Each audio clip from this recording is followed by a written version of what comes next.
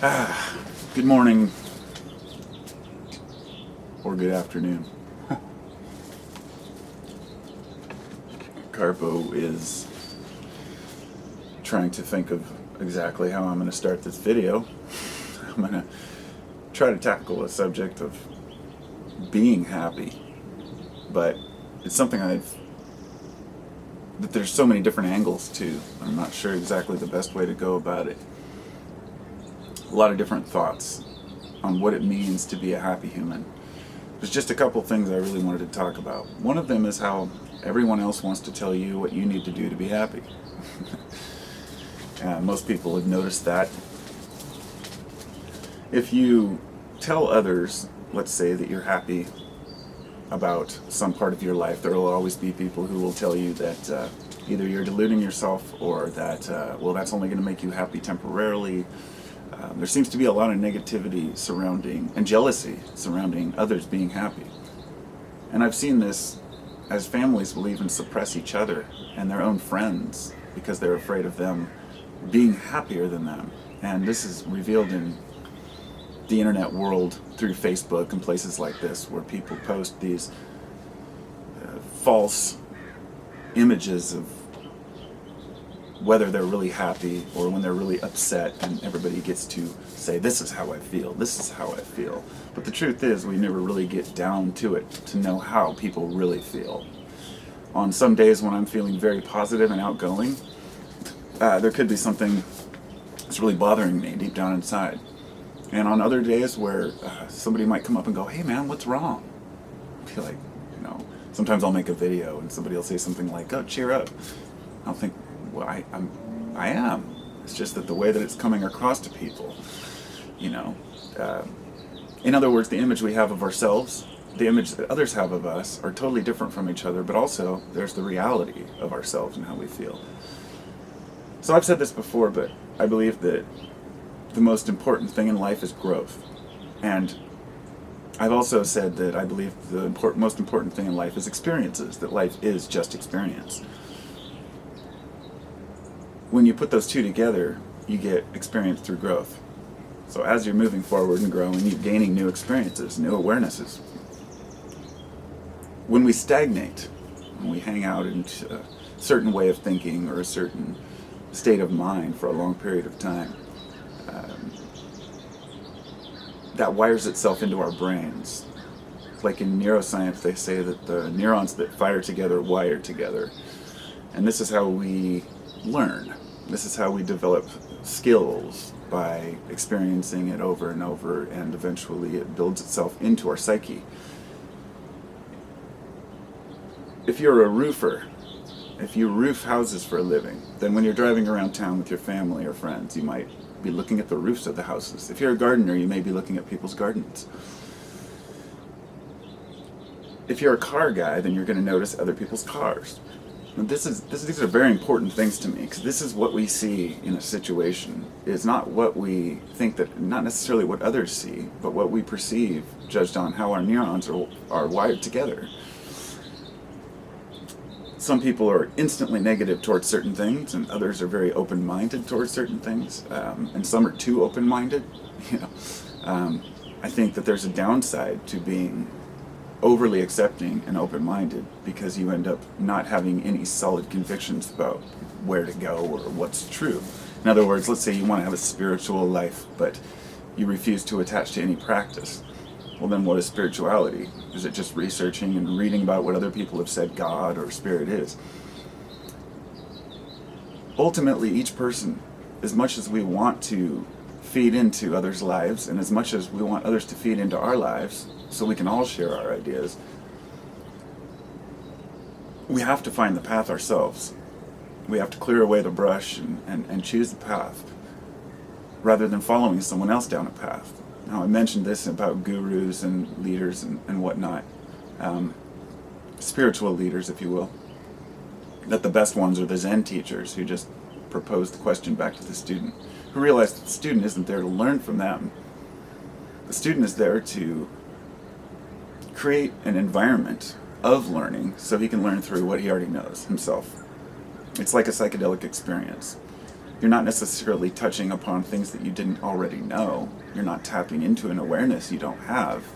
You're tapping into the subconscious mind, which has all these awarenesses and realizations that we are much smarter and more coherent than we realize we are. This to me has led me to really wonder about why our waking life is so distracting. And I feel like you hear people talk about how the waking life is more of a dream than, say, a lucid dream, which can be more clear and real than even a living daily experience. Since we have nothing to compare our daily experiences to, other than other daily experiences, then all we can do is go by our perception of life. So ultimately, we're out for the excitement and the enjoyment. So some people, this is where addictions come in. People find, they get excited. It's not necessarily, let me tell you, like, when a person's addicted to a drug, anyone who's ever taken particular substances, I won't go into details, and then let's say that you get excited because somebody says, hey, I've got some of this and we can party tonight or something.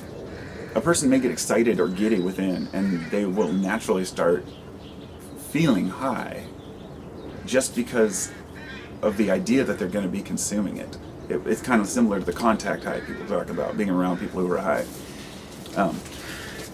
Taking a bunk substance, people can have a very real experience because their minds think that they are. So this is important to me because I see that it's the same way with shopping. They say that the high is from shopping itself, and by the time you get into your car with the object, the high is worn off.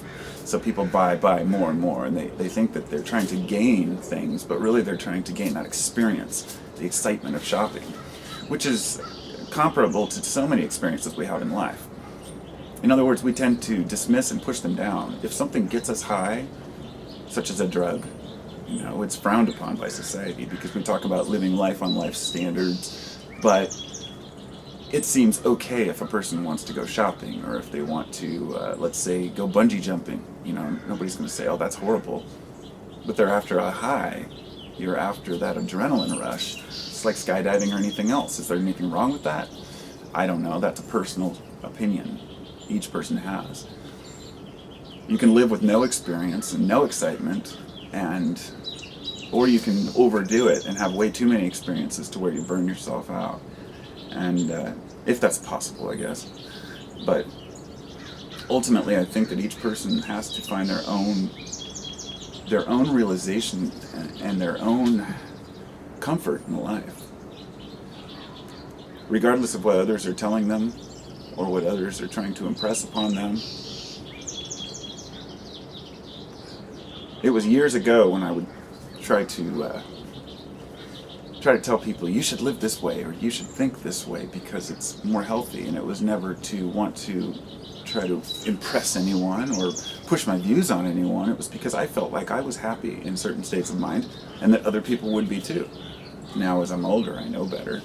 The states of mind vary from person to person. Brain chemistry differs. Our priming and programming differs. So to sum it up in a nutshell, just don't let others tell you what will make you happy, and especially don't let others tell you that something you enjoy is something that you shouldn't be doing. If your heart tells you that it's for the right purposes.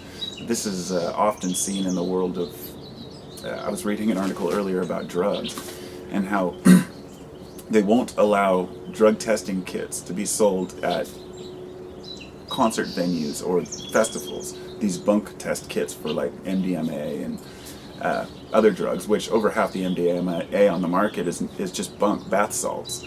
But these vendors, these grounds, these fairgrounds and festival coordinators are afraid of just admitting that drug use is going on, so they refuse to even sell test kits which are harm reduction. And this is because the image that society has on drugs themselves, sweep it under the carpet. And somebody was talking about how few people actually, die from consuming these drugs, but people do. And how when a person dies from taking an illegal drug, we say, well, they shouldn't have been doing that. That shit's illegal. That's why it's illegal. But so many people die from legal drugs every year, and we seem to draw the line as, well, this is approved by these people, so therefore it's okay. This is just another illusion, another image that we have in our minds that other people are telling us what's safe for us. And we as adults should have the right to take a substance and have an experience and gain from it, but we're told that it's not a real experience, that it's not living life on life's terms. And people are just accused of being druggies. Yet if a person's depressed, feeling upset, and they decide to take Paxil or Xanax, we say, well, they must need some help. It just doesn't make sense. I know that doesn't seem relevant to the subject, but it is, because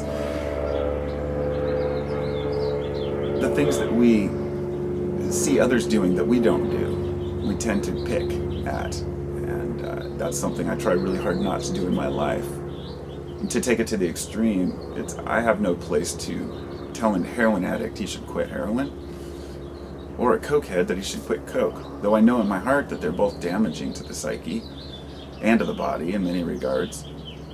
But it's not my place. One of the most important things is, as far as weighing the options of what we decide to do in our experiences in life, is to ask, even if this experience I'm going to have has a risk, whether it be taking a drug or skydiving or deep sea diving. People die every year doing all these things. But the experience is worth the risk to most people. Life is a delicate thing, but we don't need to, I guess for me, really living, means not stopping yourself from doing something because you fear death.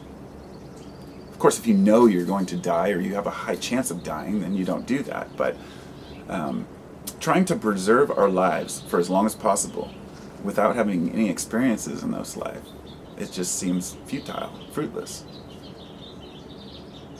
That's why they say live fast and die young. Nobody wants to die young, and nobody wants to live fast, but we want to have as many experiences as we can before we fade into the woodwork. And I think it's something that all people can agree on, that while we're having these experiences in our lives, that experiences and experimenting and doing things is part of life, at the same time, I think everyone would admit that if those experiences harm others, then they're not fair experiences. They're not, how do I explain it, I guess? It's just, do what you will, just harm no one. It's just those old sayings, they're in all types of religious texts, but they're not religious quotes, they're quotes that came from humans, things that we realize, So, life is an experience. It's one big long experience, and every morning we wake up, and hopefully we gain something from it. Sometimes I wake up in the middle of the night, or like 5 in the morning, and go to the bathroom or something, and the thought will occur to me, wow, all the things in life that are complex, complicated, that, oh man, I've got to go to the dentist and get my teeth fixed, and I've got to get these cars fixed up to get them out of here, and oh man, I'm totally broke, I don't have any money, and once I've woken up, those things just fade away because it's in our brain to push them to the back, but they appear at night because it's time for us to process. So when you think about it, you're kind of planning your day. This is, I see the daily experience from sun up to sundown, or rather waking up to going to sleep, as a smaller archetype for the larger lifetime. And just like the year, and the winter and the summer, and those rotations, those cycles, the cycles within cycles, and we experience it as best we can.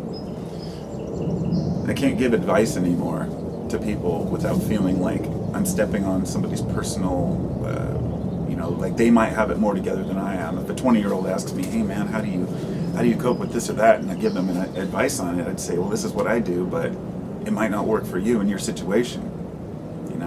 It's just like if someone I were to say, man, I'm seeking this particular, whatever it might be in life, and a person would say, well, it's easy. You just pack up your bags and you go up into the mountains and you live in a cave for a few months or a year or a couple of years.